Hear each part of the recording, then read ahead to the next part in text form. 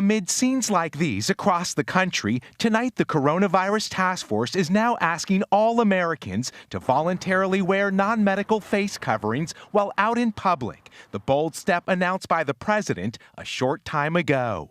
They can be either purchased online or simply made at home. These face coverings can be easily washed or reused. I want to emphasize that the CDC is not recommending the use of medical grade or surgical grade masks. The new layer of protection is no substitute for social distancing, but it comes after the CDC added talking to its list of how the coronavirus spreads person to person. Dude, cheers to Quarantine Episode 1. Cheers, man. So, dude, first of all, thanks for doing this indulging my stupid little podcast fantasy that I think it's a good idea, actually. It's pretty exciting. Well, it's funny. First of all, I'm bored to tears, like many other people, especially many other, creative people or jobless people, as it were, probably are right now. Maybe what we should do is let's kind of start it off just to give some perspective right now, because, part of the reason that I wanted to do this is, hey, hopefully people maybe online will see it and enjoy it. That'd be great. But also, and more importantly, is I want this to be the type of thing where in like 10, 20, 30 years from now, we can like look back and, by then we'll know what all the right decisions would have been as a world or as the country. We would have been, man, if only we had done this or whatever. And like whatever preposterous theories we have in the meantime of like, oh, did you hear that, the Chinese are behind it, or, whatever stupid thing anyone might say, we can look at it later and just be like, oh my God, I can't believe, we thought this or whatever. Yeah, I know what you mean. So for record purposes, it is April 3rd. Yeah. It's about 7:45 p.m. East Coast time. And at the moment, worldwide, we've got just a little under 1.1 million cases. Yeah, man. Yeah, that's insane. It's like growing every single day. Yep, over a million. There are 60,000 deaths worldwide, and then the U.S. is really like it's really. US right now is like 280,000 cases. Yeah. For what? How many deaths? Where's the death? I think it's like 7.3. Yeah. Yeah, 7,000. So, yeah, for future reference, looking back on this, we should know that this is like, what would you say, like week 3 into the whole pandemic, something like that, at least as it pertains. I think it's week 3 from when people started to panic. Yeah. They started to realize how bad the situation is 3 weeks ago. But when you actually check the timeline, it started back pretty much in January. Maybe not in the U.S., but you already had a few cases in the U.S. back in January. Right. People were like, oh, it's okay. It's not a big deal.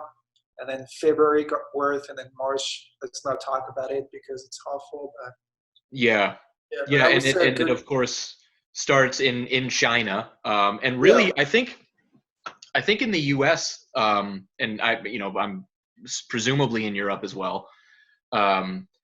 I think people tended to look at it like in January when it seemed to kind of be more of a China problem. We just kind of collectively looked at it as this like economic issue where it was like, oh, apparently all these Chinese workers aren't, showing up to work and it's hurting the economy. And that was kind of our very limited perspective on it. We didn't really think of it, I think, in terms of like death global counts. Pandemic. But that's actually, it's a good observation. This is what I did. Like I was checking the news and I was like, oh, it's again, China is having a problem. It's never going to be a problem here in the U.S. or it's not going to concern me or whatever. But then, like 2 months later, yes, it is. Yeah, it's insane how fast it spread. Yeah, I'll never forget. I think man, I've had so much time to just think about everything that's been going on, and to some degree, that's really a bad thing. It's like So we would be so much overthinking. better off if we get away from it. What did you say? I'm thinking, like I'm saying, now that you have time to think, you're overthinking everything. It's like you're Yeah. overthinking like the situation, and you Oh, get for sure. almost paranoid about everything. Yeah, and it does seem like the more you think about it, the more like, I don't know, desperate the thoughts become, the more I think the more you think about something like this and the more stir crazy you become, the more like irrational of a thinker you end up being. Because like you Myself watch included. the news, and so it's always negative news. There's nothing that just bring you up or whatever. It's just always. Yeah. Yeah. So but back to like the whole timeline. So it basically starts off in China, more or less. And No, it's not more or less. It's like it started in it China. started in China, yeah. Eventually makes its way into other areas of the world, including Europe, and then I think probably Italy becomes the next, like, holy shit part of the world. Epicenter. Is that how you say it? Epicenter? Epicenter, yeah. And then I think the last time I checked, the ratio, the mortality ratio was like insanely high. It was like 10% or something, like completely bananas.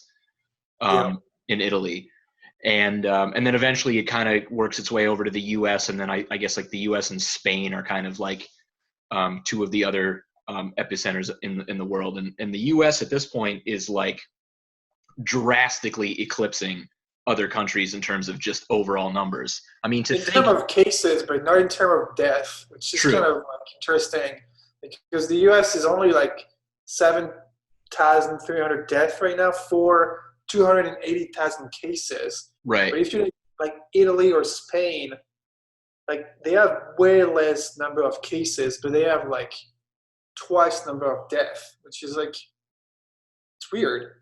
Yeah. It's like Italy is like almost 15,000 people right now. Yeah.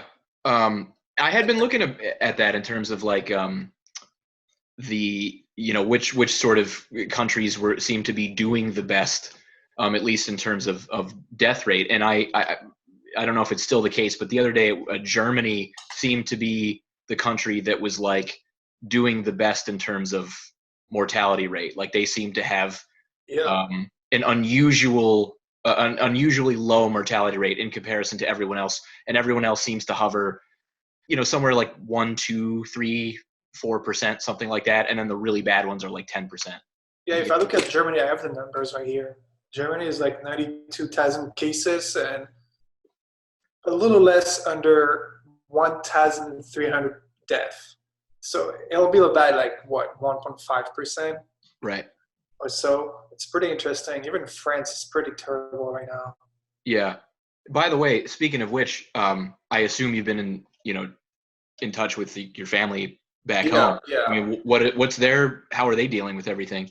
So right now in France, they have like a really official lockdown. So you cannot go out of your house without like a paper that you need to sign yourself saying what you're going to be doing outside. No way.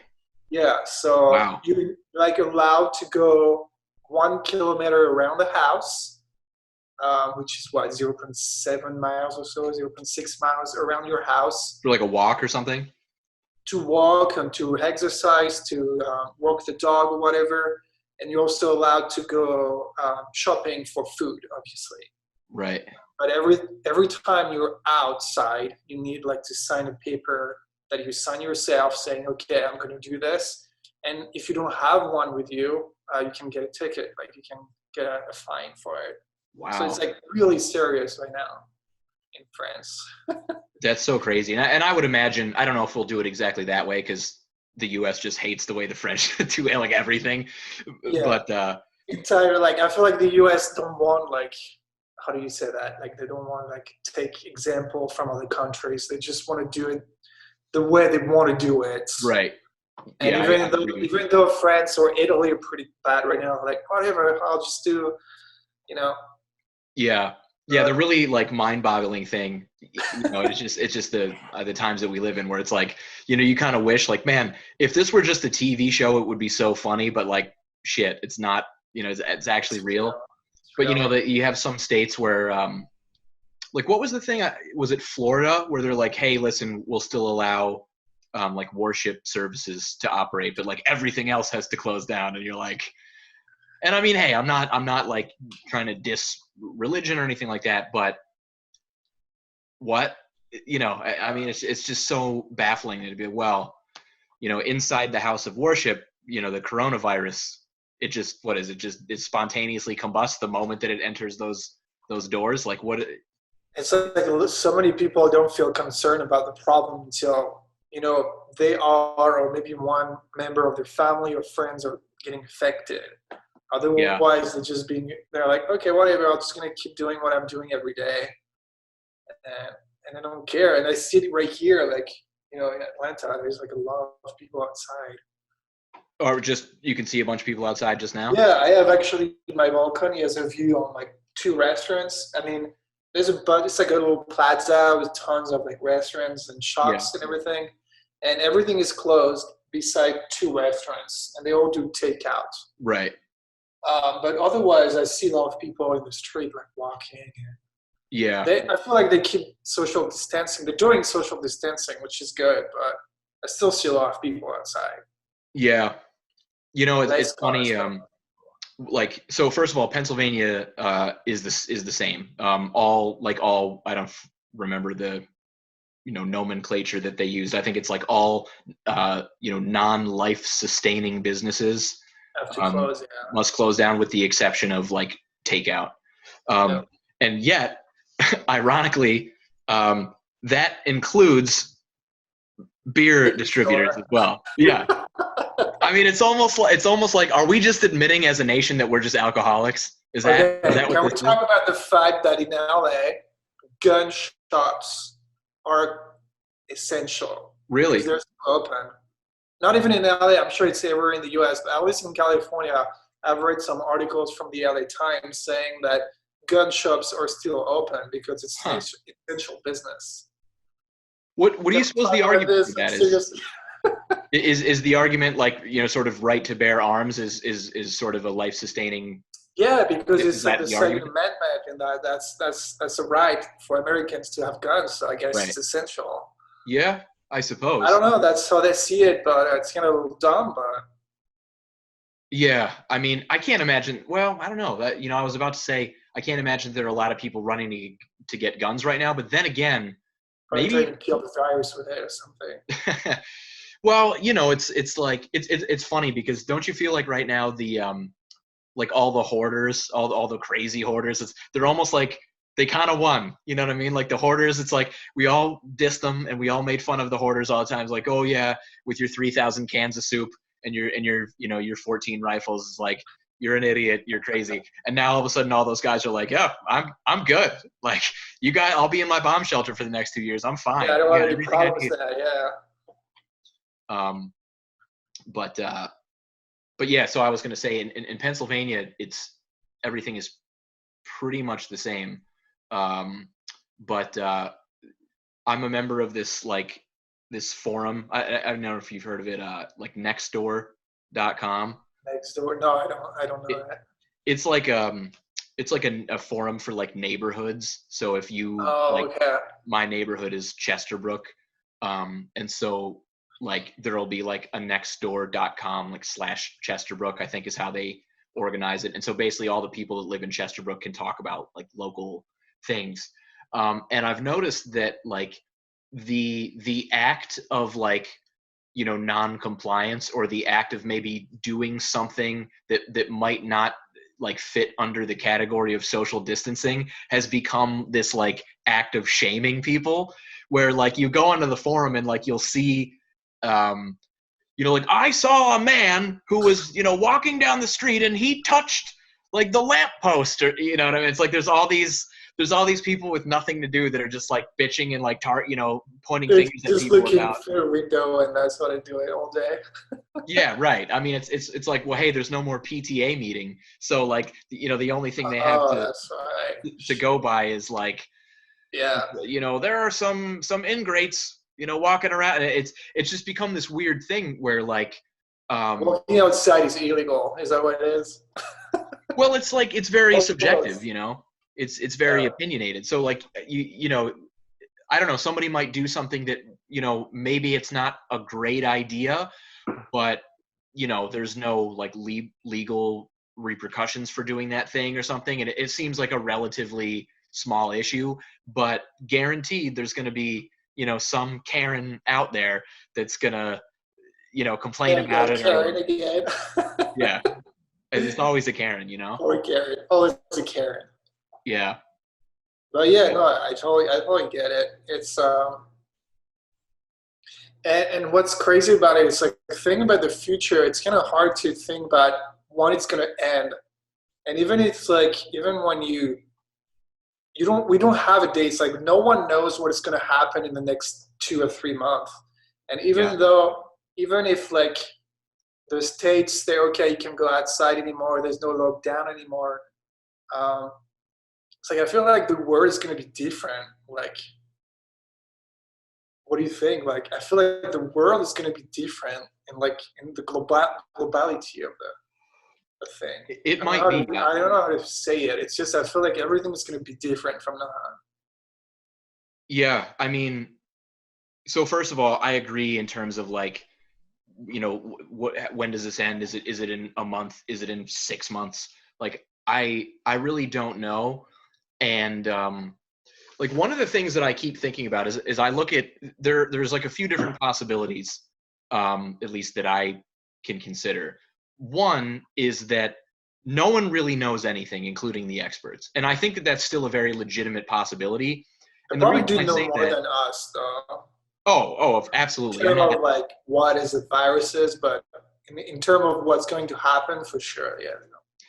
Yeah, and for the record, for you know, any person that ends up watching this, anything that we say on this should not be taken like seriously, Not at because we all. are, Please don't. Please don't. yeah, we are two time-lapse photographers. We are completely out of our element. The There's like fun some and alcohol in the blood right now. We have some beers. A couple of yes, beers. yes. I mean, if we end up going into like, you know, conspiracy theory world, you know, just turn us If off. we end up going viral, please don't take it seriously. Yeah. So let's put that disclaimer out there. But you know, like I think that the reason why I say that I have a feeling that even the experts don't know what they're talking about is only because it seems that every few days there is some new fact about the COVID-19, or there's some new like, oh, as it turns out, some people lose their sense of smell, and there's these new things where I'm like, what the fuck does that mean? Like, what? Yeah, that's There's true. just these things every so often where like no one said anything about this a week ago, you know, and I'm like, as much as the experts I'm sure are, you know, probably accurate like, you know, 90% of the time, I also feel like this is just unprecedented territory. And you know, I wonder if like, you know, people like Dr. Fauci, who seems to be a great resource, don't get me wrong, you know, I wonder if, you know, he goes out there and he just sort of has his like, well, I mean, this is what I know, and this is sort of the beliefs that I've understood over the course of my career. But Yeah. you know, what if this is just something else? And as much as he knows, some of it's just not even applicable to what's happening. Well, the problem is it's a complete new virus, so it's hard for like medical people and doctors and researchers to like study a new virus in such a short period of time. So Right. obviously, they probably know more than we do, but Well, they clearly. don't. They obviously don't know like what's going to happen because they don't know the virus itself. Yeah. So, but Yeah. you know, the social distancing and staying home, it's just giving time for them to obviously build like or find like a cure or something. Yeah. Just give time for them. I'm sure they're going to find one, but it can take up to 1 year, you know, to get something on the market and Yeah. something Maybe that more. works and everything. So Yeah. Um, so I think that's possibility number one, is like, hey, you know, the experts are saying what they're saying, and maybe occasionally they still sort of don't know. and we should be kind of open to the possibility that there may be surprises at every week or something. There may be, oh shit, as it turns out, we all become zombies, or whatever the next order of craziness. Yeah. Every time I go to the grocery store, I feel like in a zombie movie. I know.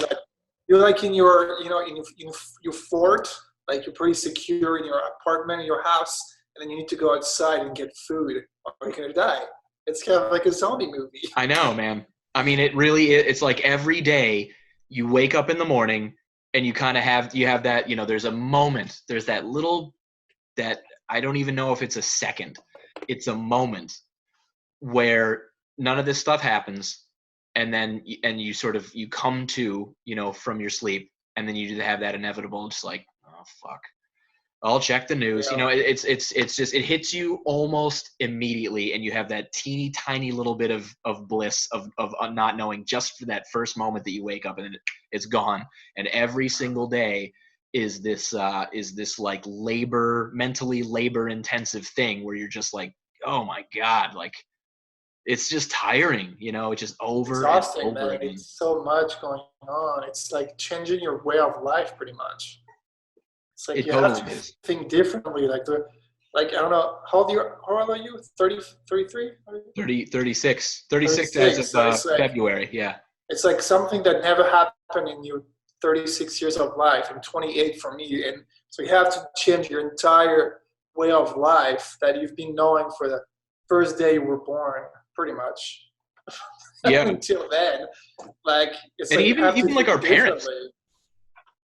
What? Even our parents. Like I was talking to my mom about it, the other day, and and here I am, sort of, looking inward and basically, well, my generation is there, and she's kind of like, Adam, like, it's not just your generation. Like, no one alive has seen anything like this before. Yeah, exactly. So that's why it's like, whoever you are on Earth right now, you have to live differently, and you have to change your entire way of life because of what's going on right now. Yeah. It's like it's something I'm slowly getting used to. I'm like, okay, I have to. There's nothing I can do. We can't control it. It's there. It's like, it's not you. It's not your fault. So you have to, like, work with it. Yeah, and unfortunately, working with it is not easy, especially if you're, sort of a gig economy type of worker, somebody like you, or something. Especially if you have to travel to work, like I do, or right. Like a lot of people have to do, like travel and move around and go outside and meet people, and which is kind of hard because, like, I was supposed to be in New York right now, but I can't. Right. Yeah. We are supposed to be shooting in New York right now. Yeah. So yeah, it's I hadn't even thought about that. Killing all my plans, but I'm a very optimistic guy. I'm a very optimistic person. So every single morning when I wake up, I go on Twitter and I'm like, okay, do we have a good news today? I'm serious. I'm like this. Yeah. Okay, did we find the cure today? Did we find a vaccine? Did we find anything? And I'm like this every morning. It's like my optimistic side of me, which is kind of like, it's kind of cool. Yeah. You are definitely more optimistic than I am, I would say. I don't know if I would, I'll put it this way. I've been a pessimist probably the majority of my life. I have become a little bit more kind of in the middle. I think probably having a daughter helped that along, because for all of the cliche reasons that people talk about when they become parents, I guess. But yeah, my reason for pessimism was always the logic of, if you assume that bad things will happen, then when a good thing happens, you'll always be pleasantly surprised. So that was kind of my logic there. But anyway, so, maybe this is a good time to we're getting a little bit more into the photography component of this, to sort of introduce you, for those listening. Emeric is a very successful time-lapse photographer.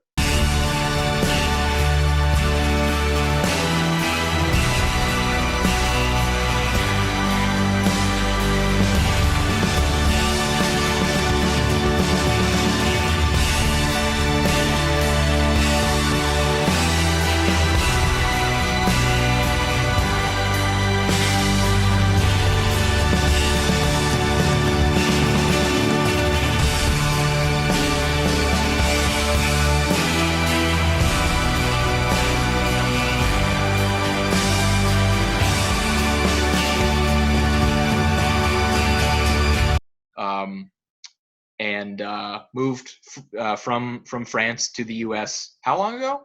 A little over 7 years ago now.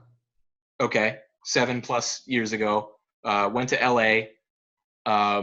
I guess, would you say you sort of made a somewhat of a name for yourself as a time-lapse photographer in LA? Is that fair to say? Yeah, I think I did. I think LA made me who I am today, for the reason that there's so many creative people in LA, artistic people, like in every single field, like editing, photography, filmmaking, videos, whatever artistic field you can think about, there is tons of people doing this in LA. So it kind of helped me build who I am today, which is what a time-lapse photographer. So yeah, I feel like the city really helped me build my career, in 7 years. And it was pretty hard, I'm not gonna lie. It was like a lot of tough times, but I made it. I'm pretty happy of who I became today. So yeah, a question about that, about sort of LA and kind of being this, like hub for, I'd say epicenter, but now that's like a bad word now. You can't refer to anything except for.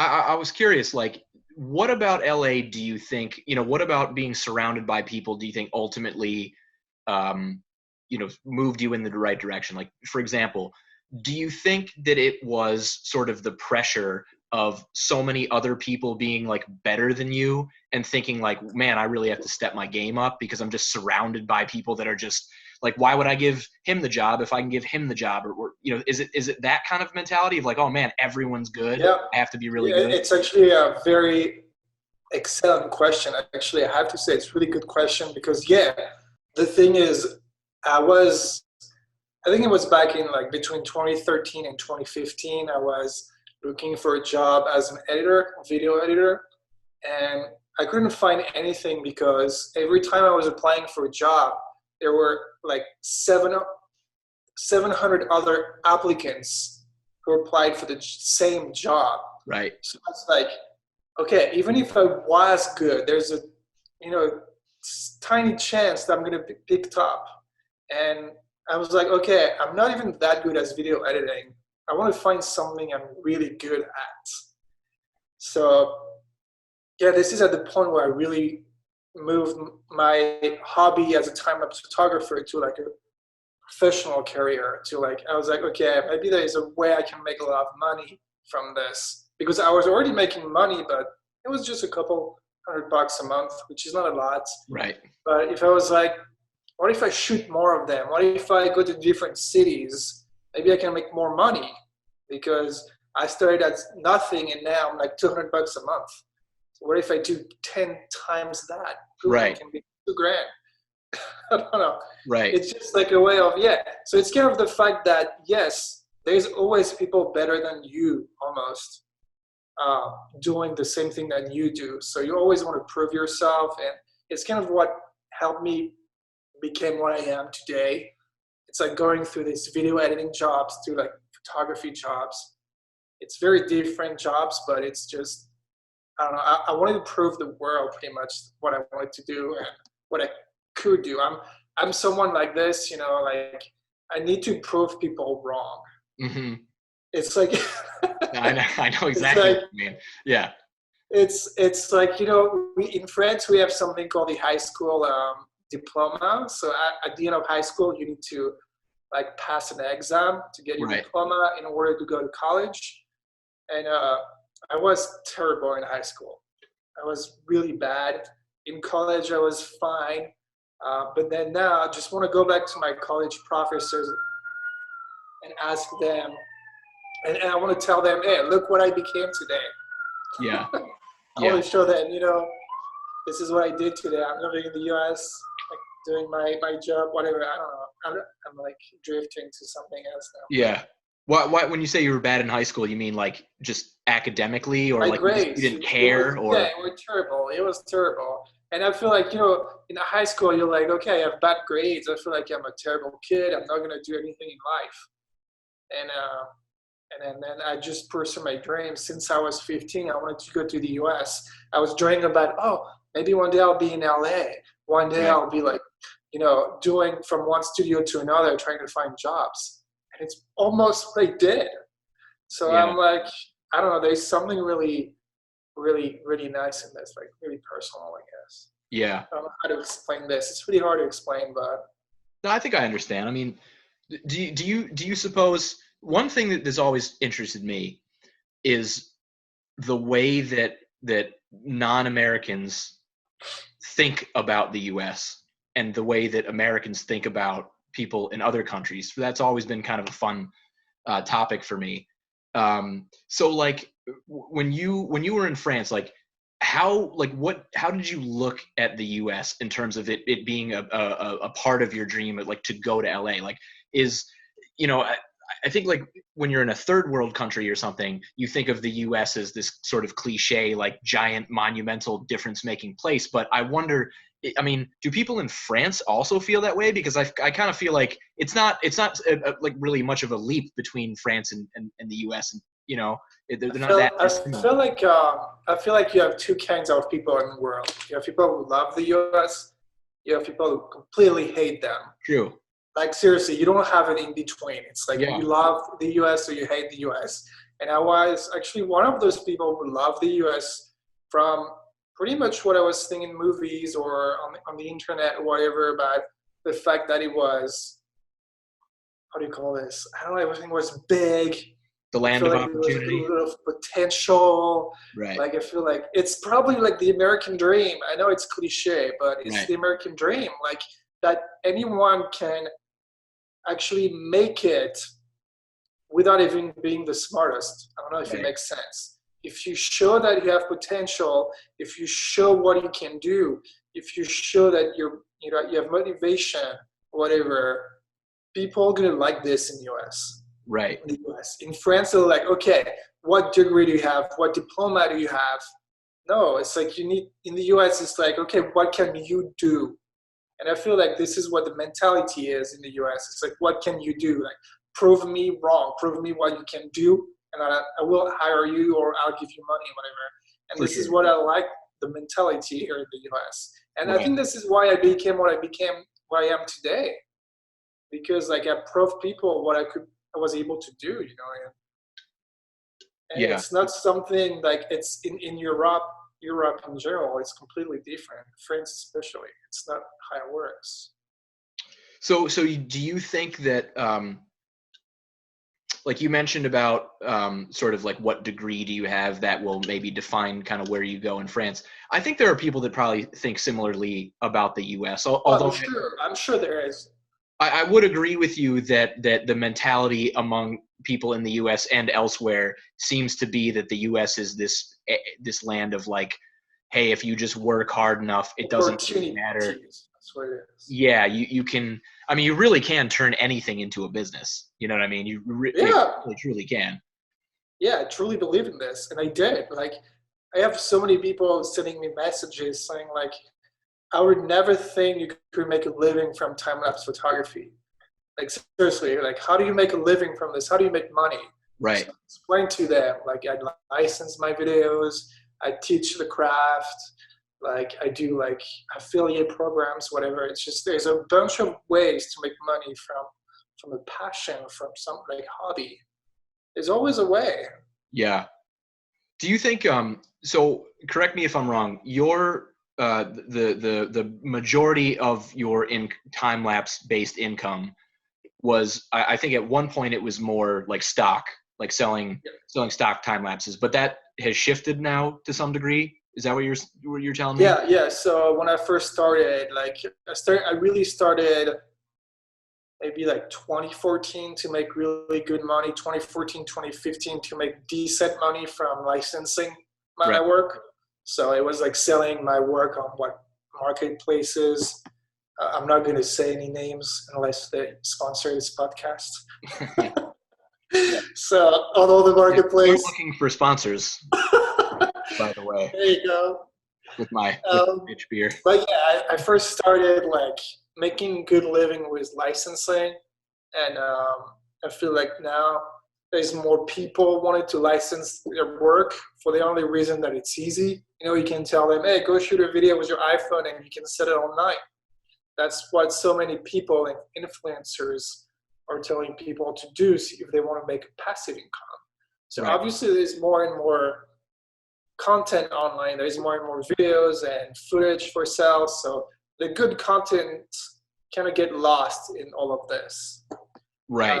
So I'm definitely making less the past, let's say, 6 months compared to like the mid 2018. So I started to really focus my time on finding other sources of income. And I'm doing my classes. Right now, I'm really taking a lot of time to do affiliate programs. So you know what it is. Like people click on the link to another seller, and if this seller is selling something through your link, I make a percentage out of it. So I'm taking more time for this, for YouTube, because it's a safe zone in a way. Like it's always going to work. Yeah. So I have to imagine that, given the quarantine that's happening now, like that's probably affected you in a similar way than it's affected me. I just simply can't do anything. And, on one hand, for obvious reasons, that sucks, just like it sucks for everybody. But on the other hand, and I can't remember like where I got this quote from, but there's this quote that says, it's something about like, we advance ourselves the most when we're at the precipice, something like that. And the idea, the only way is up. Is that how you say it? Yeah, something like that. I mean, the idea being that, don't be surprised when it's the idea of like being fat and happy. If I'm desperate for food, I'm probably going to come up with a pretty genius way of acquiring it. Whereas, if I have a grocery store that's right down the street that's filled with every possible permutation of meat or, vegetable that I want, it's just, we definitely live in a place in which things are very, very easy. And, when you take a lot of those things away, I think that you do end up with, you come up with some more creative ways of doing things. So probably similar to you, like I'm kind of stuck right now. I don't really know what to do, but I keep wondering, like, maybe am I going to wake up one day and go, aha, I've got it. Like, is there some other, thing I'm not exploring? Yeah, that's true. I know what you mean. I'm not gonna lie, I'm not too much in that case for the reason that I was actually traveling before the entire thing happened, so I do have a lot of work to do here. That's right. Yeah, you were in LA for a while, and I was in California for a couple of weeks, and then I have still a lot of work I can shoot in my apartment. So I'm lucky enough to have like things to do here. But yeah, it definitely changed my plans. Like my traveling plans for sure. So it's definitely slowing down my schedule really hard. Yeah. By the way, so this is my, we'll show the camera. This is my, my method of drinking now. So I went to the beer place and, I wore gloves, which was just felt weird to me. I went in there and got gloves. Bought the beer, put it on the countertop, took all the White Claws out, and put them in the fridge. But I haven't washed them off yet. So now what I do is whenever I grab a new beer. Is that soap or something? Yeah, it's household cleaner. So the first couple of sips. I have to go to the bathroom so bad. Okay. Well, yeah, go. We'll just edit it out. Let's do a commercial break, guy. This is a message from our sponsor, which I have no idea who it is. But there you go. Yeah, insert sponsor here. All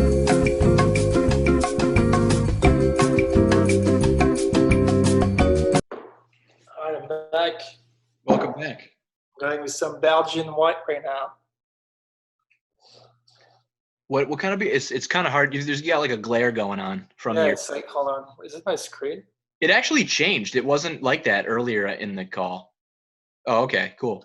It's a left. It's really different. Like most people hate it here because it's really like how do you say this? What's the English word for this? Bitter? Okay. Not a lot, but it's a little more bitter than IPAs. Hey, don't forget, spray that. I Spray did. that. There's plastic around, so Oh, okay. it's like really Got it. impossible for the virus to get there. It's funny, man. Like all these things that I'm doing, all these preventative measures that I'm taking, it's like as I'm doing them, I'm making fun of myself. Like as I'm doing that, I'm like, you asshole. Like you don't need to do this. Dude, I'm the same. Like every time you go out, like you touch I don't know, whatever you touch, like, okay, I touched this. A doorknob. So maybe that's on my keys. Maybe not it's on my wallet. Maybe not it's on my phone. I need to wash my hands. Oh, but I touched the groceries when I get back, so I need to wash my hands again. I know. It's And then like you you have to get retrace so your steps. crazy about that. You have to like retrace your steps too. Like you come Yeah. back and you put everything away and you're like, okay, well, what did I touch in the last like 45 seconds? So then you have to go back and you have to like wipe all the individual things down. Oh, well, like I touched the doorknob. So like, it's just so bananas. The virus can be anywhere you touch, and you touch so much stuff you don't even realize. Yeah. I'll tell you, you mentioned earlier how, this has the potential to like really change how we behave and how kind of society, how society does things. At the absolute very least, people are going to wash the shit out of their hands going forward. Because like, I mean, to be honest with you, like, I'm not saying I'm a like total savage, but I wasn't like the best at washing my hands. It's not like I forgot to wash my hands sometimes, like for sure I did.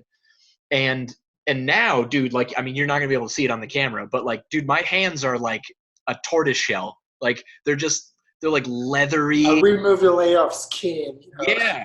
Yeah. I've like melted like a snake, I mean, I've got like little cuts all over my hands now. Really? Yeah. Like Because you're washing it too much? dude, I like I should keep a tally. I think I washed my hands like 18 times today. I mean, okay, you don't have to do it too much because it's also killing the good bacteria.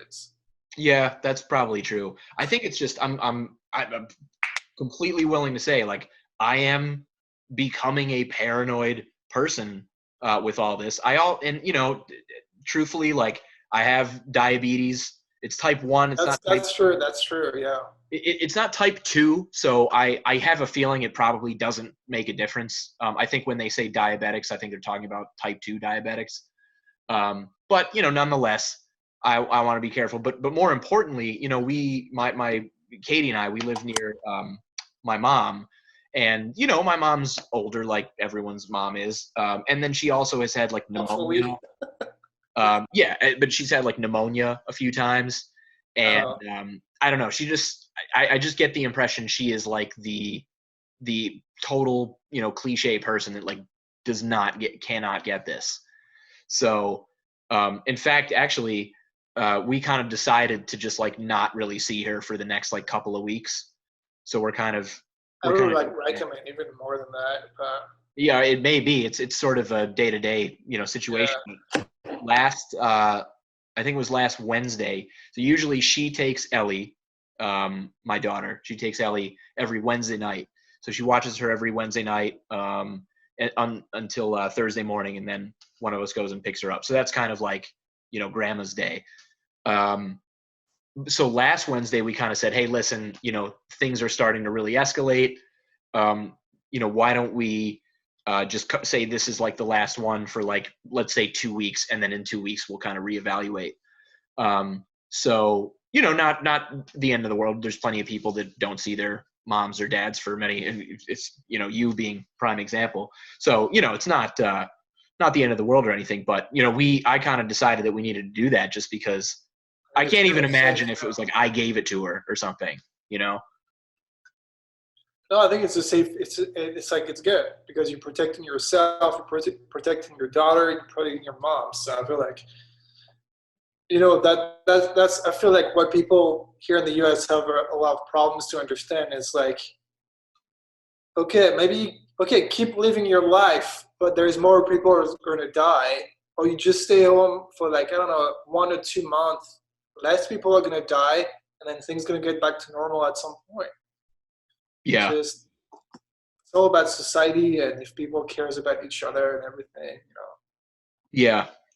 Yeah. It is. I mean, it's, I don't know. On, like on one hand, I think, oh, you selfish assholes, just stay home. Like kind of that's kind of the running line It's right now. super easy to do though. Just I stay know. the fuck home, like. I know it is. And I think at this point in time, like we've gotten to a point where it's like now, like for real, don't be irresponsible. Like there's really no excuse at this point. Yeah. But like, like a couple of weeks ago when it was still kind of just starting, I don't necessarily want to completely hate on the people that thought, because I mean, truthfully, like, I was 20 years old once, and like I was a complete. Oh, you did? What's that? Oh, you were 21 one day? You Yeah. were 20 years? Yeah. It feels like it was, a month ago, but in reality, it was a very long time ago. 16 years ago? Yeah. But, like, I was a total idiot. Like, I was a complete fucking moron. And honestly, I'm very glad that not everything was, like, shared online then, because, like, who knows? My life might have been over. But the point is, I kind of understand the idea of like being 20 years old and just like spring break and just wanting to party and stuff, because if it's not in front of you, it's hard to imagine that it would be a big deal. Like I could understand the idea of like, what are all these people freaking out about? It just sounds like another thing that the media kind of puts out there to scare you, and like, and then they do that, That's what it is. That's what I was saying earlier about like people don't care until someone of their family or friends are affected. That's all it is. Totally. And because it's only like 200,000 people, of course it's not a lot from 300 million people. It's only a minority of people. But still, like, I don't know, I feel like that's what it is. And people will, in the US and probably everywhere in the world, will still act like this, like, oh, it's not a big deal until there's someone in their family affected or, on the deathbed or whatever. Yeah. Even me, like, it's in a weird way, like we are taking our precautions. We're not really, I mean, even like the other day, my friend was like, you want to hang out? And I was kind of like, like, what I mean? The best time for this, but yeah, like I didn't really know what to say. It was like, I was like, I feel like I'm gonna make him like feel bad, So I kind of like didn't answer.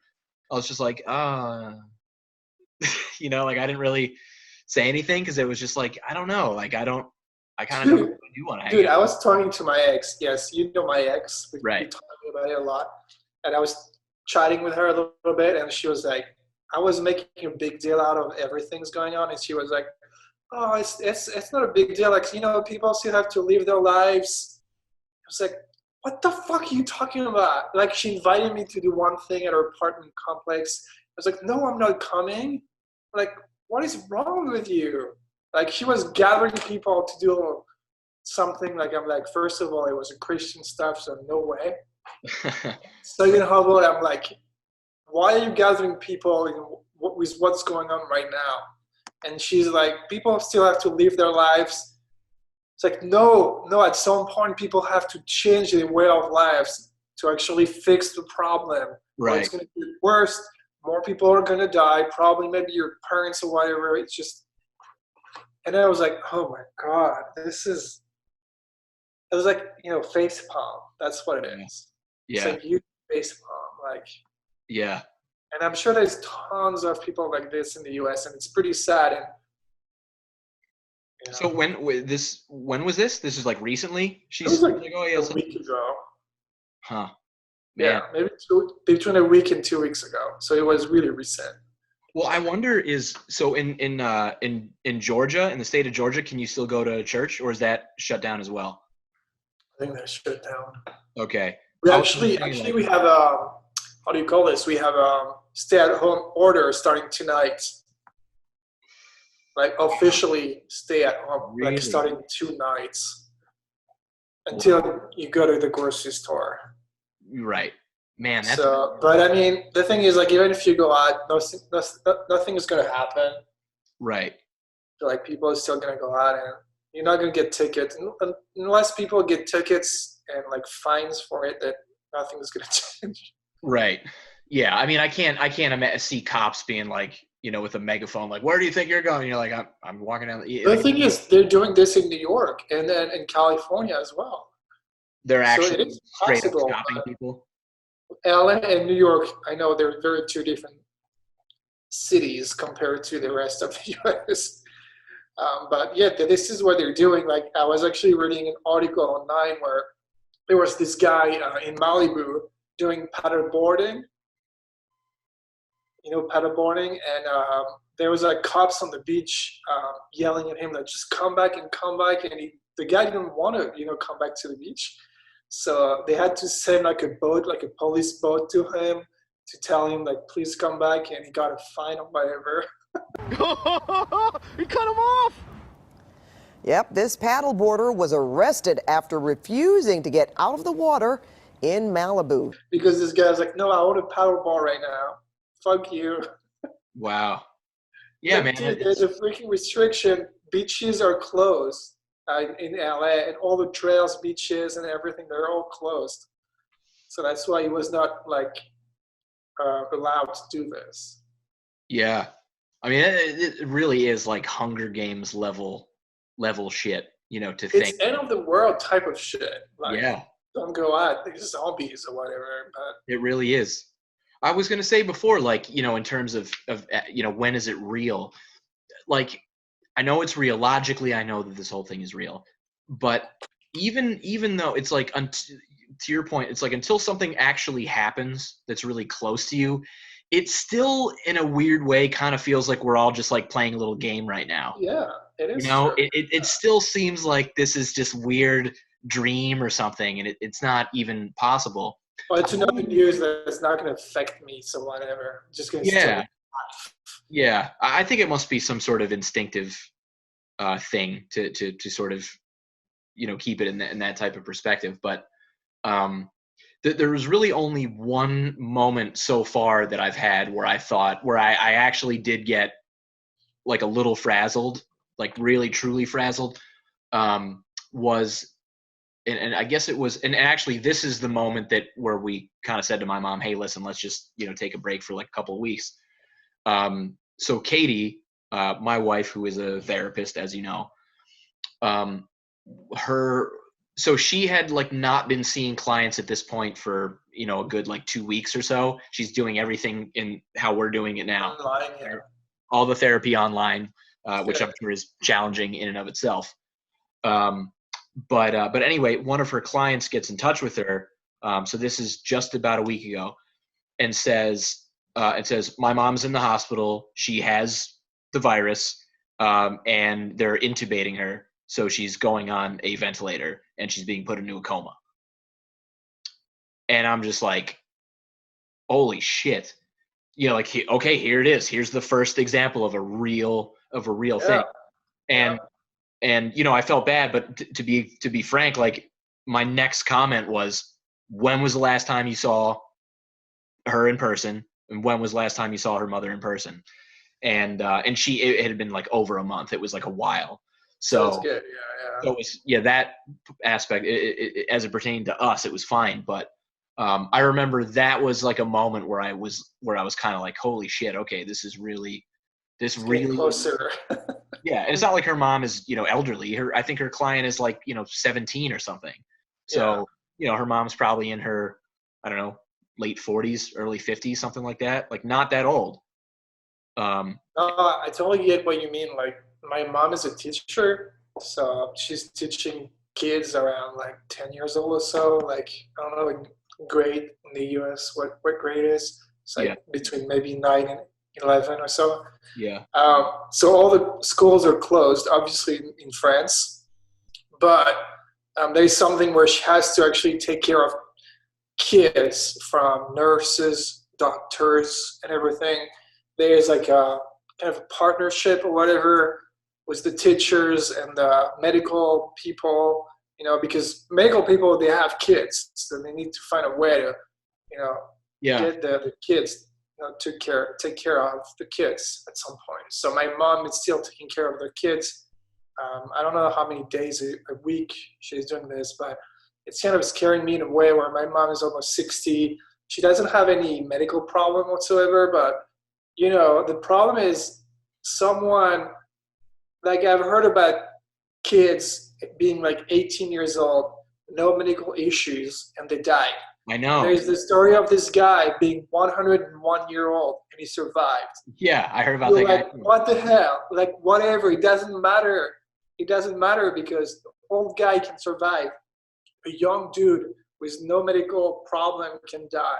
It all depends on your immune system, and it's hard to know. It's scary because it's unknown, and that's what people are scared of. You don't know things.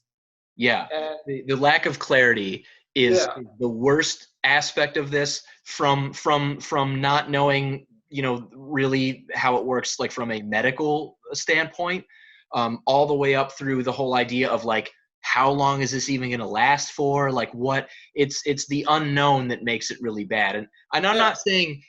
I mean, I think Trump has probably handled it pretty poorly. But at the same time, I also look at it as like, what the hell does anybody do? Like, suppose George Washington, suppose Abraham Lincoln were the president right now. Like, I'm not so confident that he would have all the answers either. Like, I don't. I feel like there's still a way to manage these things differently. But for sure. I mean, oh my God, dude! Every press conference is, it's like I cannot believe. Bro, it's like 10 new memes every time. I know, dude. It's bananas. It really is unreal. I was wondering about that earlier today. Like, again, I'm not saying that like, oh, if Obama was president, he'd be doing everything right. I'm not saying that, but I do wonder, like, how would it feel if he were there? Because he's much better statesman. Like, would there be a plan? I don't know. It just seems like every day, like you tune into the press conference and it's just kind of he's just sort of giving you like a daily update, but there's not really like okay, here's plan. It feels like he doesn't know what he's talking about. Like, it feels like he definitely someone else wrote the text for him or whatever, and he's just reading it. And sometimes it's like, okay, I'm going to say this. It's not on the paper, but I'm going to say it. And most of the time, it's fucked up. Yeah. Well, every improvisation is like, and it's so great, or like, and it's wonderful, or it's the best ever. It's like that's exactly. That's the only like. The real shit show starts when he goes to questions. Like, that's when it's like every single time someone asks him anything, it's like I That's just stupid questions. I'm not going to answer that. Yeah. Next. But the best is when he just tries to like improvise something, and it's just so clear that he's like has done no research on it, or just he has no idea. But he doesn't have the humility to just be like, honestly, you kind of caught me off guard. I'm gonna have to consult with like my expert. Yeah, exactly. I don't know. He has so much ego and so much like, it's just not possible to get anything from him. No. And it's funny too, man, because like I'll see somebody will ask him a very like very blunt, very a question that you can't bullshit your way out of, and like he has this look on his face, and I'm like, dude, I've seen that look, because I've had that look too when I was like 9 years old, and I like tried to say that I did a fucking book report or something, and somebody's like, so Adam, like, take us through chapter 7, and I'm like, well, like I'll know like 2 of the most basic facts about it, and I'll be like, well, John, is obviously dealing with a lot. Like, I didn't read that book. I forgot about it. I mean, it's just it is just truly amazing that like one of the worst things that could ever happen to us is happening, and it's like, that's the dude. I mean, it's just unbelievable. It really is. It's kind of a worst time for him too, because it's like a few months before the new election, so it's like the election or the end of the year. So I know. And I really wonder how this is going to affect the elect, because it's almost like no one's even really thinking about it now. It's just that, I mean, It's pretty interesting to go on Twitter and to read the comments on Bernie Sanders' tweets or Donald Trump's tweets. yeah, It's a bunch of mix. It's a mix of people hating them or loving them all the time. yeah, It's kind of funny to see like the difference. I'm not gonna lie. Trump is mostly people hating on him, yeah, for or sure. like answering the tweets. But yeah, we'll see how it goes. It's just pretty interesting. Yeah, and I wish it weren't that way. I think that's, I don't know. Is it like that in Europe? Like, are people just so divided and just so are incapable of having a conversation? So that's I'm sure they are. It's like, I'm not generalizing the entire population of Europe, but I feel like it's not as bad as it is in the U.S. yeah. I feel like in the U.S. there's a lot more people close-minded about what's going on, which is kind of sad. But yeah, yeah. It's really bananas. kind of brainwashed in a way. I feel like I try to be down the middle if possible, because I try to look at it and I say, look, there are plenty of liberal and conservative points that I think are fair and legitimate. Like, I don't, and I think that if anyone looks at it as like the like I'm either 100% left or I'm 100% right. I just look at that as like, you're crazy. Like, there's no way, if you went line by line of every single talking point that a conservative that the Conservative Party, would support, or the Liberal Party would support. There's no way that if you went line by line, you'd say every single one of these points I 100% agree with. There's just no way. Dude, okay, we're getting into politics right now, but there's like a video I watched. It's like a guy, it's like a host doing some YouTube videos. He's going to like a Trump rally, and he's asking questions to Trump supporters about random shit. And I gotta send you the video because that's incredible. But he's basically like asking questions, they answering, and he's using their mentality. They're using their, how do you say that? Their opinion against them. Right. And the people are like, what? What is going on? It's Right. like, just use your own opinion against yourself. And they're completely confused about it. So Yeah. it's a great way to show like you're completely ignorant about your own freaking mind. You don't know what he's saying. You don't know what he's thinking about. Yeah. And that's what it's so interesting to watch, because it's like the host is like asking the same question that they're asking, and it's incredible, man. Right.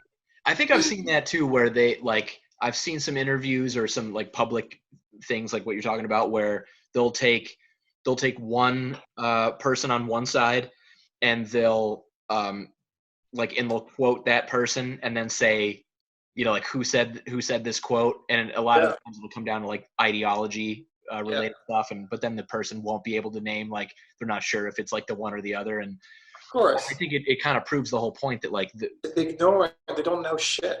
It's like that. Well, they don't know shit, but they also, it's like the differences between parties is not nearly as significant as people think they are. You know what I mean? Yeah, we're still human beings, still the same. Yeah. And on that note, like one thing that I keep thinking about relative to the whole virus thing and the whole quarantine thing is that like, first of all, what are you watching? Where are you getting your news right now? My news, mostly on Twitter. Okay. Are you? So are I you am following the LA Times, the New York Times, and I go in Explore tab where you get like kind of like summary stuff. Yeah. That's mostly where I get my news from. I probably need to just do more of that because like, so the way I have like YouTube TV right now is how I actually don't have TV. Okay. Well, I've got YouTube TV, and I basically have the option between, as far as like, mainstream news or whatever. Like I basically have Fox. I hate that, man. I feel like this is just brainwashing. It's not brainwashing, might be too much, but it's too much. It's like Oh, overflow of it information. is terrible. It's so just no. I would rather just go on like Twitter and see what are the main titles. And I feel like this is maybe why I feel sane now instead of people watching Fox News 24/7. Yeah. Yeah, I mean, like, I'm definitely not going to watch Fox because that's just a total. Yeah, well, I mean, Fox is the worst of them, but yeah, they're the worst. Even NBC or CBS. But here's the thing. Like, I remember I don't think it was that long ago where CNN was like pretty legit. Like, I remember like I don't know, maybe when I was like high school or something. I'm not sure. When it was like, yeah, like CNN is CNN, and they've clearly changed into an entertainment kind of channel, because here's the thing that drives me the craziest about them. And for the record, I'm not necessarily talking about the daytime stuff. The daytime stuff actually seems like relatively reasonable. There's no one watching that. What's that? Because there's barely no one watching during the daytimes. That's what it is. Yeah, so they don't have the most like bombastic. They don't have the most exciting, the most like exciting people that drive the traffic or the views. Right. That's all about money, dude. It's all about money. But like at night, you've got like Chris Cuomo, the brother of the New York governor, Andrew Cuomo. So you got him, and then you've got Don Lemon. Those are like the two like weeknight guys. And dude, it's like here's what I can't stand about it. Every single point that those guys make is an anti-Trump point. And for the record, I'm not saying that I disagree with them. I agree. Like, I agree that, like, yeah, like, Trump's an idiot. Like, he shouldn't be there, and, like, all that. Like, I agree. But the problem is that, like, their whole thing is basically just like, God, he's a scumbag. Oh my God, what an idiot. He's the worst thing in the world. He's so terrible. Same jokes all the time was what it's just nonstop. And it's like, it makes, in my opinion, it makes them look bad, because it's like, dude, you're like, I know that he sucks, but when all you guys do is talk about how much he's screwing up with the whole coronavirus thing, and it's like, we get it, just move on. I know, like, move on, and it just bothers me, because you can tell that they are trying to give me my opinion, and what news should do is news should state the facts, and I should be able to make my own. News should state the facts, and they're not. That's just it. Always trying to drive you to think about what's right or not right. And right. Yeah, that's where it is. That's why I like to actually, for every single news, or that's why I like Twitter, because it's a bunch of news from different sources all the time. Yeah. So like people are tweeting different stuff. It's different media tweeting like either the same thing or different things, like say it slightly different ways. So it's kind of interesting to go on Twitter, because it's always a little different. Yeah, I should probably do more of that. That's why I don't get insane right now. Yeah. Because if I was watching like Fox or whatever, I'll be like, oh God. Yeah, well, it's like two different planets. On one planet, on one planet, it's like North Korea. It's just like, oh, dear leader. And like on the other planet, it's like I'm still being careful. I'm still being careful about what I'm reading, because it's still New York Times, LA Times, the biggest media, but still, like, yeah, take it with how do you say this? Yeah, I don't know. It's bananas, but so question for you: Have you been in touch with any other like photographers or any other people and gotten their take on like what's happening? I mean, are there a lot of people that are struggling that you've talked to? Yeah, I've been in touch with a couple of friends in LA, actually.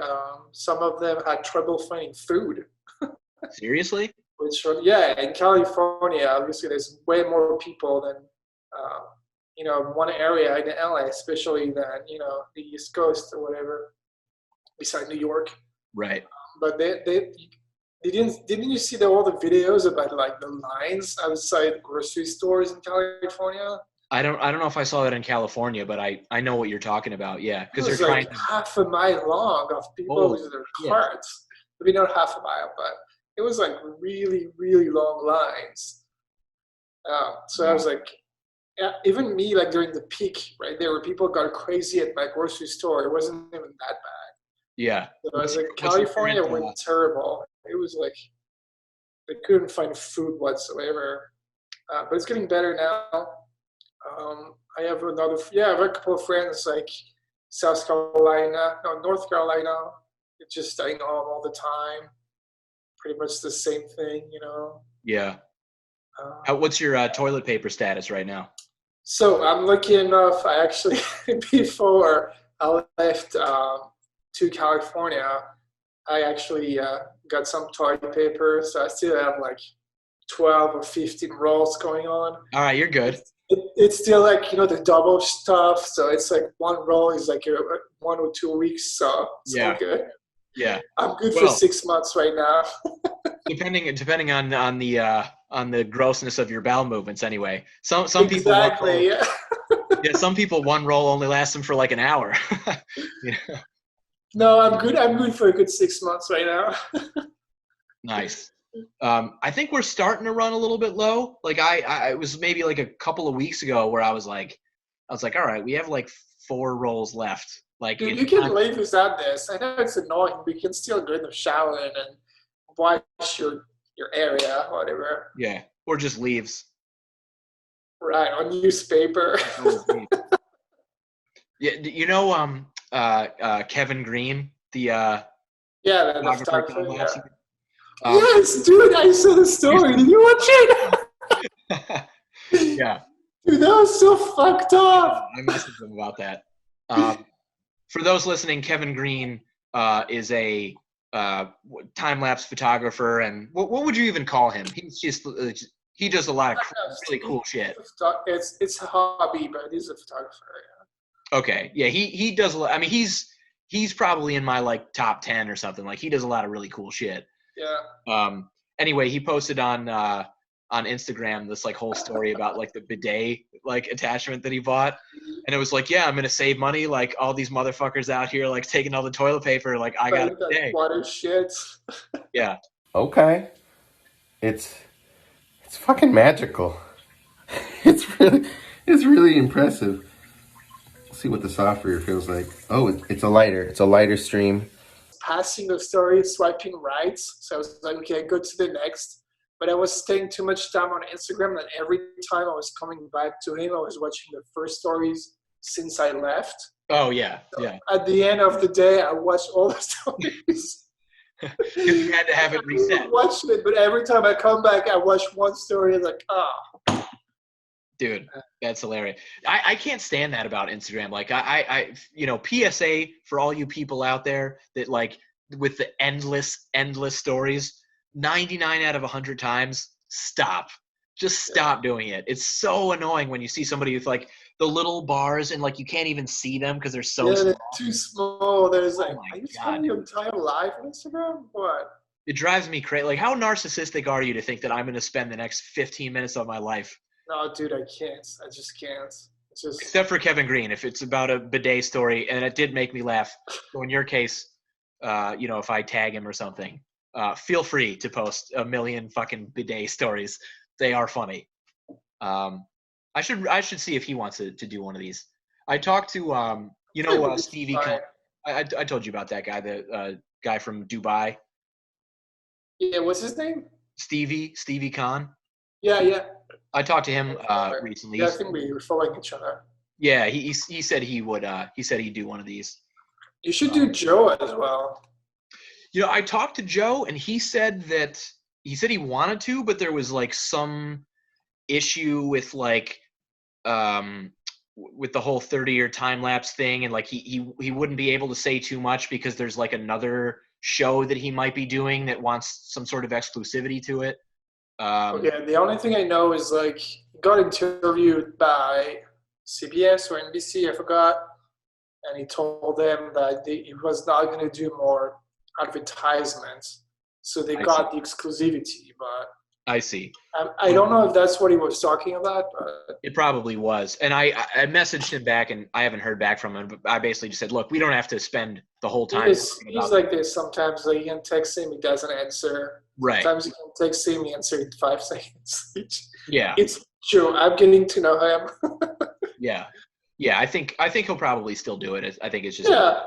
because Yeah, yeah, sure, bro. I mean, like, we don't have to just talk about the project. Like, we can. No, if you tell him you want to talk about, like, what is it, if you want to talk about the virus thing and the quarantine thing, it's, instead of talking about the 30-year time lapse. Yeah. Yeah. He's been doing some pretty cool stuff with that. Like, he's been doing like a live show for like the sunrise. He's been doing like live sunset on over New York for the past like 3 weeks or so. It's pretty interesting on Instagram. Like, he's getting live every day. I think he has a 24/7 live on Twitch and YouTube now. Is it really 24/7? Wow. Yeah, 24/7. You can go on YouTube or on Twitch and you can see like the New York skyline. I gotta hand it to that dude, man. Like, that is some fucking dedication. Like, that's a lot of work. Yeah, it is. It is. I mean, fuck, I wish I had a view like that, Yeah, I could do this with my trees if you want. Yeah, I know. My some trees right there. So for the record, Emeric and I are both ambassadors for Enlapse. Enlapse is a French time-lapse camera company. So I messaged Antoine the other day, and I was like, dude, I'm so sorry. I know I haven't like done any kind of like reviews or videos or anything. I was like, the truth is, like, it's like the only time-lapse thing I can do is my backyard. Like, it's you can't go out right now. I'm sure he's aware of this. I've been talking to him too.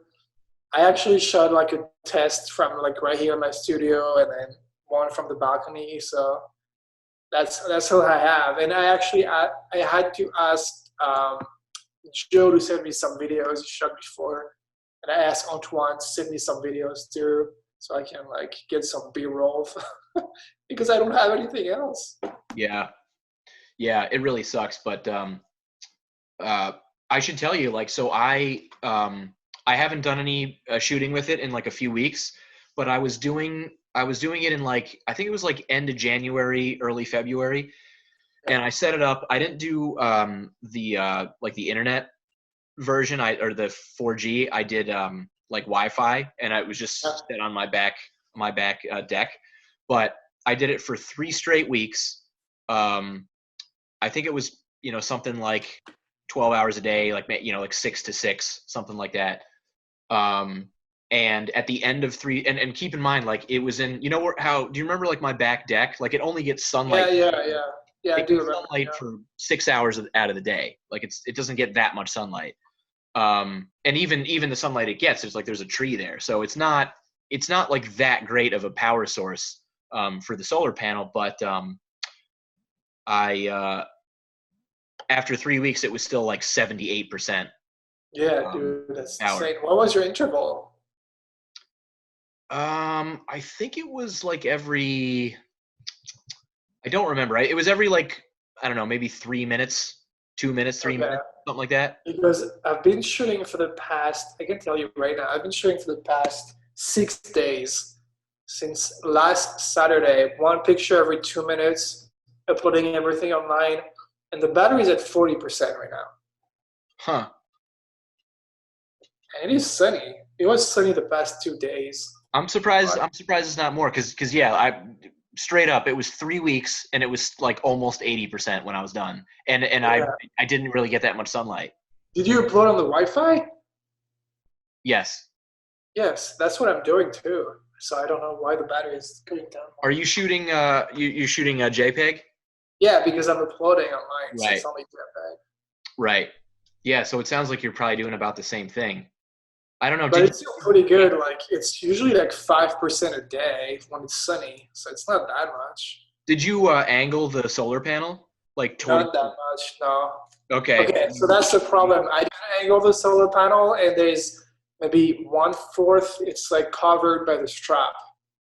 Oh, yeah, maybe that had something to do with it. So it could be the problem. Yeah, I don't know.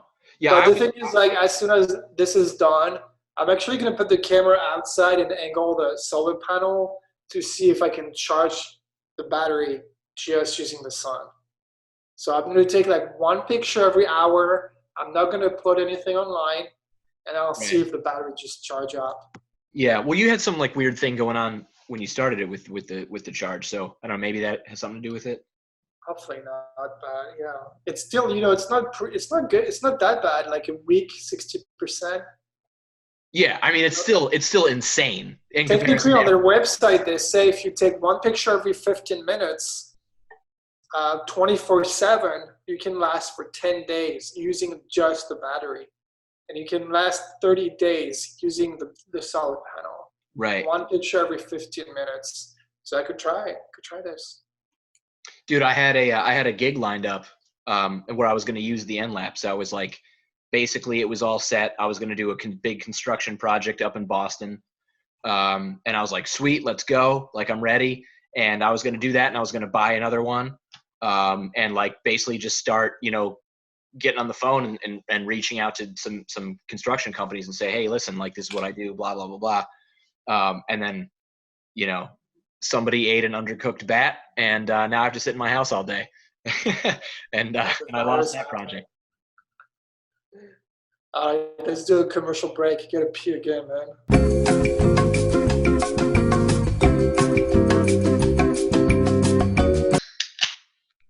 Cheers, brother. Well, not a cheers. To quarantine. Yeah, freaking quarantine. So, dude, when this is all said and done, let's suppose we still get the end of the summer. Do you think that's a possibility that we could still get like maybe the end of July and August or something? Do you think it's possible? Like, what do you mean by getting it? Like being like not social distant or whatever? Like, good question. What I mean is we have the ability to, leave our houses and go somewhere and, do photographs and stuff. Not necessarily like, we're all going to go to Bonnaroo or something. Like that's probably out for a while. I mean, like my guess. Okay, so yeah, my guess is like by the end of May, she'll already be a little more relaxed. Hopefully by the end of May. Yeah. So then we have what, June after that? Yeah, it might be. I feel like it's not going to be like, okay, now you guys can go out and like, I don't know, fuck each other or whatever. I feel like it's more going to be like, it was going to be like a slow process. Yeah. I feel like it's going to be like a slow process. What? I said there will be no fucking. Yeah, no fucking. But I mean, I feel like it's going to be a slow process that almost like we're not going to feel it coming back in a way. And then I'm not going to lie. I feel like it's going to take at least 6 months to get back to almost normal. Yeah, I concur. Almost normal. I feel like it might be we'll be able to do more things earlier, but I feel like the summer is going to go like this. Yeah, I think you're probably right. I'm sort of confused about like wedding gigs. So I never. Yeah, during the summer usually. Yeah.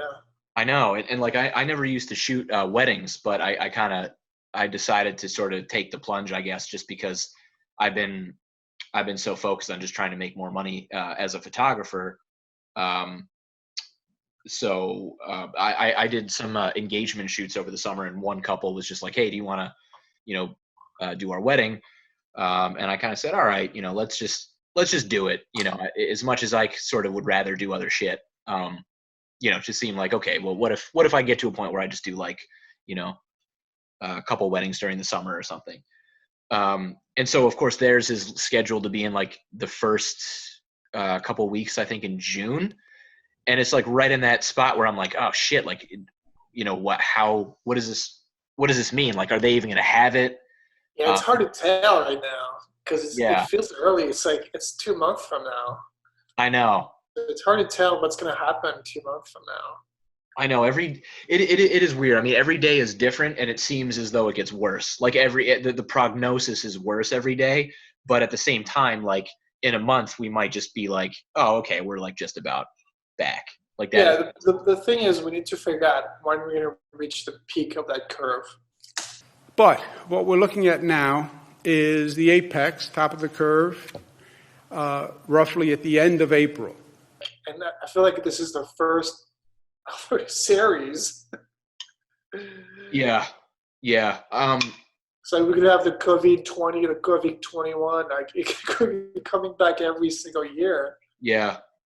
You know, one thing. So I do think that, like, assuming that this came from this, you know, wet market in China, which it is. No, we're sure it is. Yeah. Okay. So assuming that is the case, I do feel like there need to be some sort of repercussions in terms of, like, you know, you can't be one country and hold every other country in the world at your mercy based on, you know, the practices that you have with, like, eating meat. You can't just be able to do things willy-nilly like that if the repercussions are as big as they've gotten to the point now. And you know, just another thing about, like I was saying before, about how the CNN anchors, all they seem to want to do is pile on Trump. Like, do you remember there was that press conference he had where he said, he called it the China virus, and, like, everyone got really upset with him. Yeah, they got mad. Yeah, and they were like, that's so racist. And I was kind of thinking, like, he didn't. What about the Spanish virus? Yeah, we call it the Spanish flu. Like, what? I mean, honestly, yeah, like, it's not racist. I don't think it is racist. It's not. It's just one of those weird cannon fodder for people that just have to find everything offensive. And you know, and it's not like he called it the Chinese people virus. He called it the China virus. As in the virus that came from China. It is. Which actually is, yeah. Which is a fact, yeah.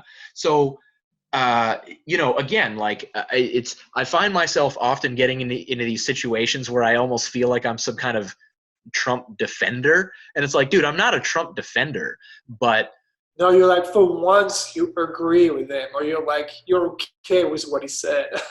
Well, you know, I'll put it this way, like, you know, Trump gets some things right sometimes, like anybody, like, you know, once in a while.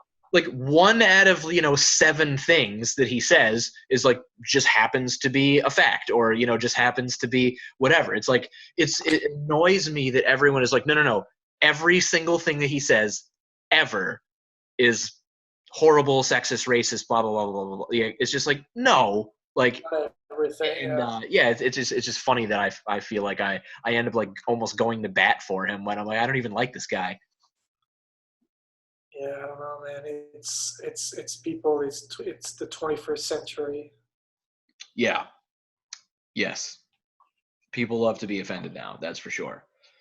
What? You like being offended? I'm offended by the fact that you like being offended. Yeah. Someday that's going to be a profile of a person. That's going to be a demographic. That's what it is, man. It's just crazy. That's going to be called an offensist, where it's like you get offended by people being offensive. And you're just going to be called an offender. Yeah, I'm sure there's people like this. Back to the thing I asked you earlier. So let's suppose things are cleared up by, like, let's say August. Conservative estimate. Let's say by August we can. Because my birthday is like in July. Whatever. Sorry. Go ahead. You don't get a birthday this year, Emeric. Damn it. You don't have a birthday. I got my birthday by the skin of my teeth. I was like February 17th, and then, like, coronavirus was like. Wait, what? I didn't even, like, send you a happy birthday, did I? I don't know. Maybe. I don't. I'm not fishing for happy belated birthday. Well, yeah. Thank you. I wasn't, like, fishing for a birthday. It's not a big deal. No, I know. I just didn't know when your birthday was. Oh. Yeah, but I like barely made it. It was like my birthday and then coronavirus, and then every person that I know. If you don't put it on your Facebook, I cannot tell when it was. Yeah, that's true. Although actually, it is on Facebook. So, yeah. So actually, I was on Facebook that fucked day. Up. But yeah. So I was gonna say, like, let's suppose in August we're good. What do you think you're going to want to do first? Do you think you want to go Philly, New York? I'm going to take my car and go to New York or whatever. I'm going to road trip the hell out of it. That's all I'm going to do. I like to take my car, drive around, go to hotels or whatever, and then just take pictures. That's all I like to do. Yeah. That's Dude, what I miss right now. It's like, I'm used to like stay at home and like work in editing for a long time, but I hate the fact that I can't just take my car and go wherever I want.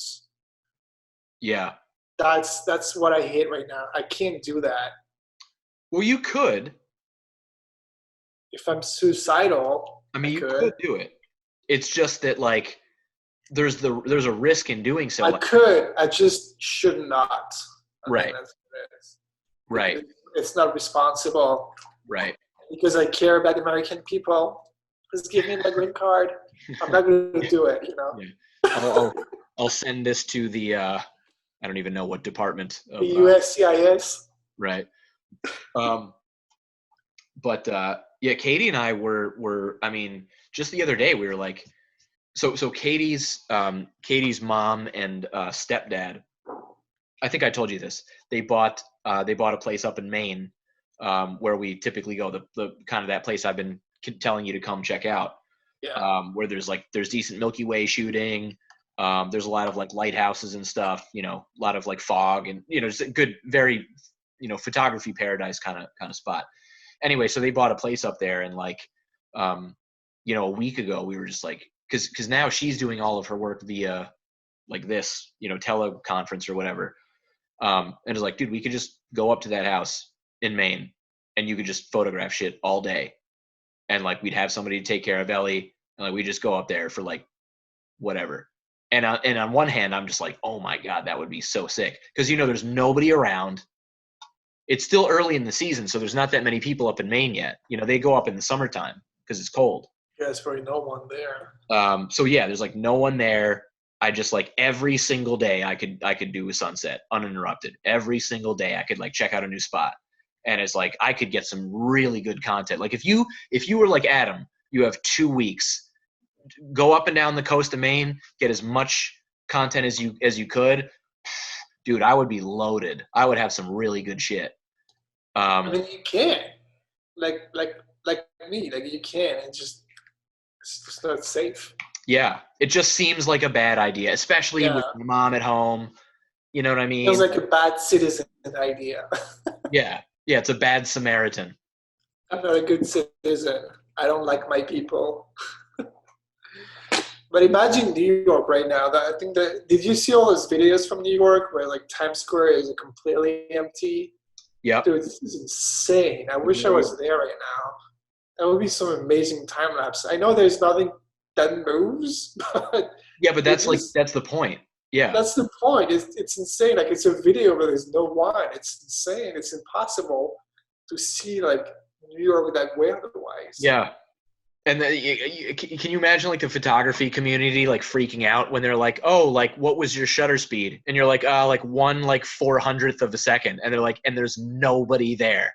Because everybody would be like, oh, he's supposed to see people with that shutter speed. There's no one.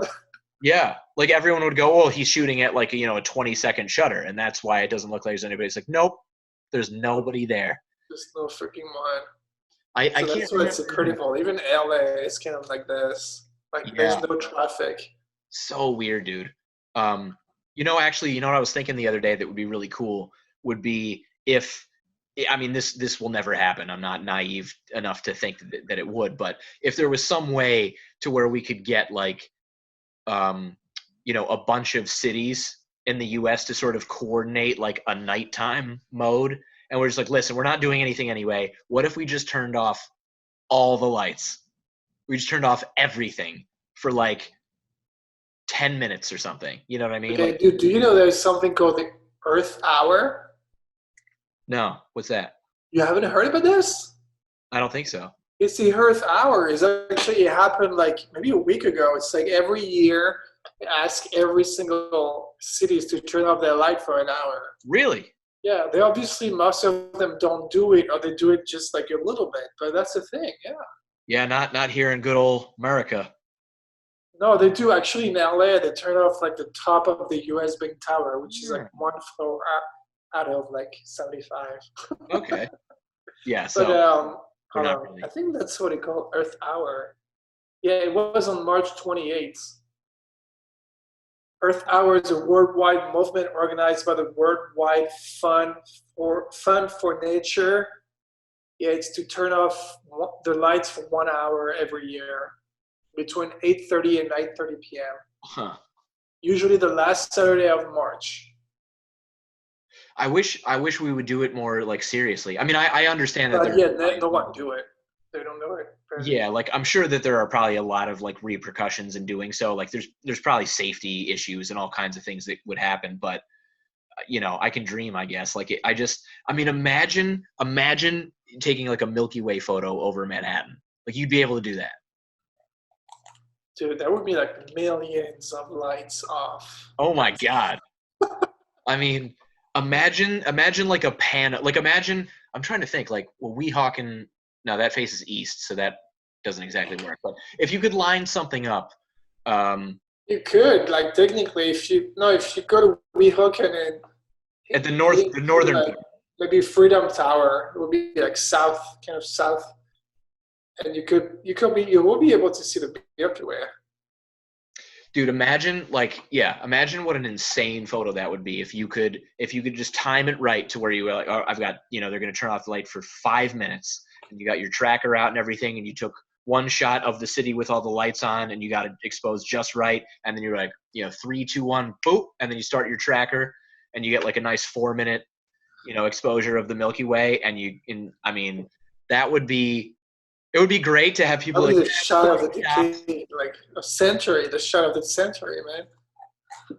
That would be dope. Yeah, that would be a cool thing. And There's this photographer doing some. Have you seen those picture of Sydney, Australia, where the guy was using like special camera or whatever, doing like 10,000 ISO, and he was able to see the Milky Way right above Sydney. Wow. And there's something called exposed to the right, where you really exposed to the right, but you don't burn the highlights. It's like super overexposed, but you're able to like bring them back in post. Yeah. And it's insane. There's a way you can do it. I feel like in New York it's impossible. It's way too much. You can't. I've tried to do it even in my area, like even in like the suburbs. You can't do it. Like here's what happens, at least in my experience, here's what happens. The Milky Way, if it's at all on the horizon, it's just the answer is just no, because you can expose to the right and here's what happens. You've got this big white cloud that's all like, 30 degrees. Yeah. It's so close to the Earth. Yeah. And then you do whatever you can. And it's like, no, it's just white. There's no detail. There's nothing. Yeah. So it doesn't seem to be possible where I'm at. But I think maybe even in Sydney you can still do it, just because outside of Sydney there's probably like nothing. There's nothing. Yeah, it's probably desert all around Sydney. That's why. Yeah. So it's still like, I think, didn't you post something a few years ago with LA? You did the same thing, and it was like, it wasn't like an amazing shot or anything because it's still light pollution. It was in Woodland Hills, so it's a little bit outside LA. But I mean, outside it's between Malibu and LA, so it's still like the LA area. And I was able to get the Milky Way back, but it was really like grainy or whatever. It was like a lot of color correction. I didn't like it. Yeah. But it was impressive what you could do, though. Get like the shot, like the Milky Way in your shot. Yeah, dude. As soon as I get a few more things, I'm gonna start trying to shoot more like just at home. Like I'm gonna try to do more like deep space stuff. You have a Star tracker, right? I have a tracker, yeah. Nice. But here's the problem. So the only thing that I can really shoot at home that's like worth spending any time on is trying to do some more deep space stuff, because at least deep space stuff is like up in the air where there's not that much city lights or whatever. But the problem is, as you know, I've switched over from Nikon to Sony, and like I was sort of halfway through selling my gear, and I kind of told myself like, look, once you sell your gear, like then you can complete all your like purchases. It's like the responsible thing to do. So then the virus thing happened, and it's like no one is like buying anything now. So like I can't get rid of like any of my shit, and I don't really want to do it on eBay because I've been monitoring that, and it seems like every eBay item is like 20% less, value right now. Yeah, there's always someone selling for less. Yeah, well, and people are just not spending money right now. It's like not a good time to sell anything. So anyway, the issue is I don't have a Sony 70-200. I don't like my longest lens is 24-70 right now. So I have like nothing to shoot any kind of deep sky stuff with. So it's like the only thing I can do from like my house or from like the park right across the street is try to shoot at like 200 millimeters and try to get like whatever Andromeda or something, Nebula or something. But it's like the one lens that I don't have. So I'm like, Shit. I just can't really do anything right now. Yeah, it's kind of tough. Yeah, you just need to find like a 200 mil or so. So how the hell are you keeping yourself busy these days? What are you doing? Are you still editing everything from California? Yeah, it's a mix between editing all my stuff from California. So it's like time-lapse editing, video editing, sleeping, eating, playing video games. Sleeping and eating. Yeah. See, this is how you know when you don't have shit going on. Is when you say, "Hey man, what have you been up to?" And the person goes, "Well, let's see. I've been eating." No, I do have a lot of work, but I'm a lazy piece of shit sometimes. I'm not even kidding. Like I do have a lot of work, but the thing is I have no pressure. I have no due dates or whatever, so I can take my time to do it. Yeah. I do sometimes take my time and just play video games and just sleep until 2 p.m. Are you going to bed pretty late these days? Yeah, I mean, pretty late, between midnight and 3 a.m. sometimes. Okay. What game have you been playing? What game? Yeah. I've been crazy on Mad Max, actually. Really? Yeah. Did you play Mad Max? No. It is a really good game. I've been like crazy about Grand Theft Auto lately, GTA 5, but I actually purchased like Mad Max maybe 3 weeks ago, and it's so good, man. So much to do. Like it's an open map. What? It's a PlayStation or what it? I'm playing on Xbox One. Okay. Yeah. So yeah, you have like it's an open map, and you have like so many like missions and things to do in the Mad Max universe, and it's really good. It's really well done. Dude, by the way, tangent from that. The most recent Mad Max Fury Road from like what 8 years ago or something. Dude. No, the recent one is like 3-4 years ago. Maybe it was only that much. It wasn't that long ago, but the one with Charlize Theron. Charlize Theron and Tom. A good-looking dude. Like what's the name? Yeah, Tom Brady. Who? Tom Brady? Is that it? Tom Brady, the quarterback for the that's another Tom. That's that's fucking hilarious. It's Tom. Yeah, what the hell is his name? Hardy. Tom Hardy. Yeah. Yeah, it's pretty close. Brady, Hardy. Okay, all right, fair enough.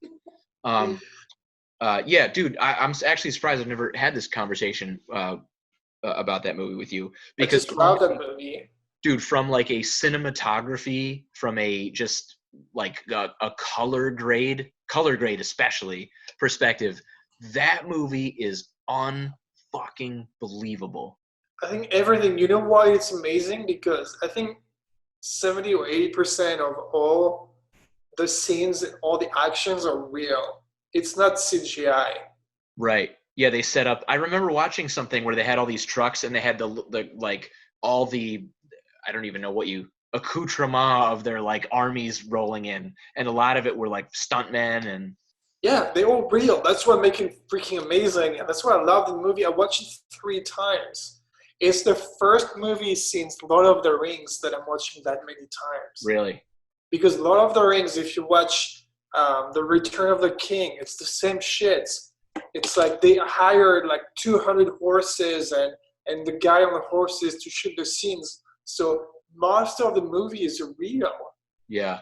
That's what make it special, and maybe that's why I love Mad Max so much, because it's like it's Yeah. real shit. Dude, imagine fucking up that shot if you're the cameraman. It's just like, we're like, all right, the next, 30. All right, guys, we lost $1 million right now. Yeah, Let's do it just again. like that. Oh my god. But yeah, like just there's a few scenes especially that I have in my mind that like I remember when I saw it, I was just like, God, like this is just so. Fire guy. Oh yeah. Yeah, that whole thing was so crazy. This is so dope. I had chills watching this scene, man. Yeah, and it's so stupid, but it's just so awesome, It's so epic. It's like, holy crap. Yeah. Also the scenes where they find all those like dead trees where everything is like blue. Yes, You know what yes. I'm The talking about? change. Yeah, I remember that. It like used to be a swamp or something, but now it's a desert. And just I remember that scene just being so crazy because everything prior to then was like red and orange. Super red and explosion. orange. And Yeah. they get to this one spot where it's like this blue color and everything is just so awesome looking. Dude, that's why I love the video game, because it's just so close to what the movie is. It is. It's just like you're this guy, which is kind of like what Tom Hardy is, and like you have missions to do, and it's the same ambience, the same atmosphere, and the same environment and everything. And it's an open world with like a bunch of things to do and missions, and it's really well done. I was surprised. It was only $20 when I bought it, but it's just a really good game.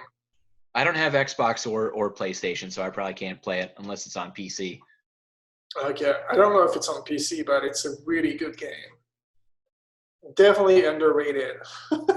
Yeah. I've been playing a little bit of it's not like a new game or anything, but I've been playing did you ever play any of the Gears of War games? Oh. Well, you can get it for Xbox One if you're so inclined, but Gears of War 5. Gears of War. No, I've never played this. So there's this mode called Horde mode, HORDE.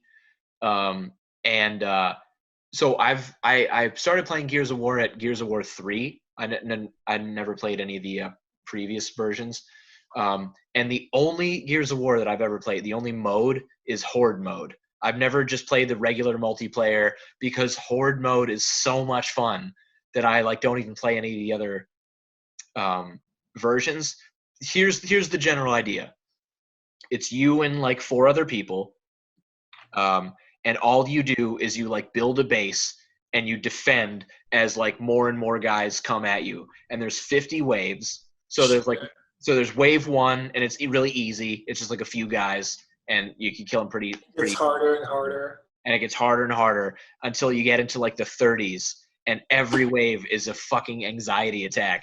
And like and there's like one guy who's like an engineer and he can build like machine guns and like fences so that they can't get into the fences and stuff.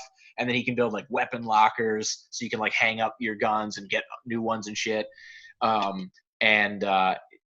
Dude, it's just so much fun. It is so much fun. It takes forever, but it is so much fun. That's cool. That's cool. So yeah, look into that. We could play. I've heard about the game. I've heard about the title. Yeah, I've never played it.